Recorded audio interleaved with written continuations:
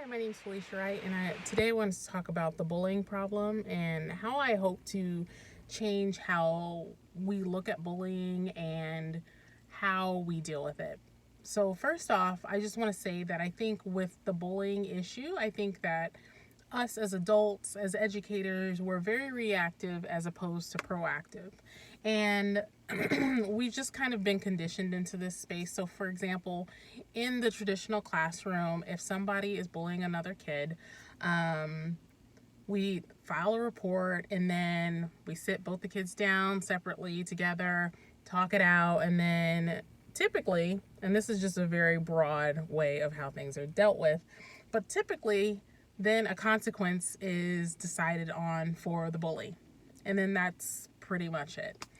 And that's just very reactive to exactly what's going on. So when I think about this, I think about one of my former students. For the purpose of this video, I'll just call her Jane. Jane was having some issues at home, and I knew this.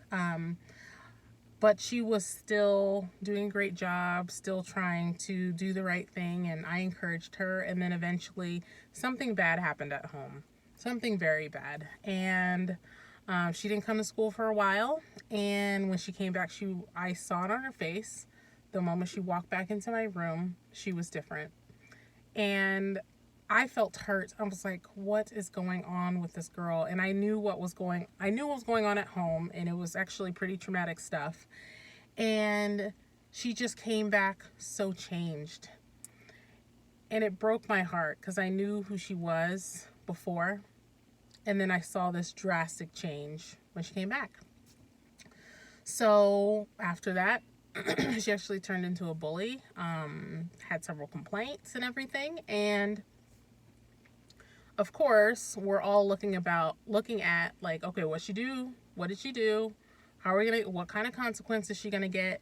But for me, I would have liked to see that we back it up and then work with her on what's troubling her, because something was troubling her deeply, and it was written all over her face. Like, I saw her every day. She was one of my babies.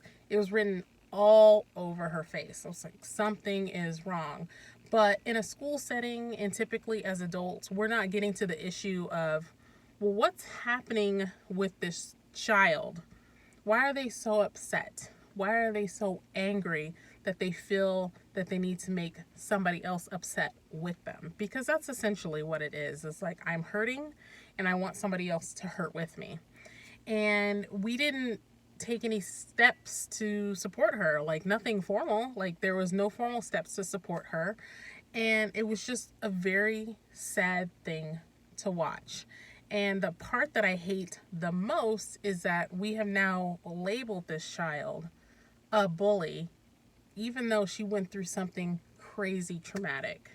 So what I want to see in the education realm is that we have more counselors and more people equipped to deal with those big emotions that kids are dealing with, because hurt kids try to hurt other kids. They don't want to be alone in their hurt. Like, they need to take it out on somebody. They need some kind of outlet, and bullying tends to be the outlet, and it's just so sad. And we need to get away from he said, she did the wrong thing, he did the wrong thing, and just come back and remember, like, these are children. These are babies. And it's our responsibility to teach them how to show up in the world and how to treat other kids. And it's also our job to teach them how to communicate how they're feeling. And that's something I talk about with my girls all the time. Anytime they get upset, it's like, okay, you need to tell me, how are you feeling? Why are you feeling that way? And granted, it's not perfect every time. I'm a mom in the trenches as well, but at least I put that in their head that, hey, this is safe to communicate what's going on. And sometimes they do tell me what's going on, and sometimes they don't. But we need to at least make that step to support all kids, whether they're the bully or whether they're the one being bullied, to be able to communicate what's going on so we can help problem solve effectively, because we're really trying to problem solve these issues with one arm behind our back and a blindfold over our eyes. It's just like, okay, well, what you do, oh, okay, well, here's your consequence, and that's the end of the story. That isn't the end of the story, because when we deal with it like that, that's just being reactive, and we're not getting to the root of the problem. And I know that a lot of people, when they hear the word bully, it really triggers people, and I get it. I totally get it. But I want a space where we're supporting all children. And I truly believe when they're all supported, a lot of these bullying instances are going to start to dissipate and go away. And that is my goal, especially with Project Confetti Kids, to really create that model of like what we can do to support our kids so this starts to go away. And at least it's not going to go away all the way, but at least it's not nearly as bad as it is right now. So that's all I had to say today.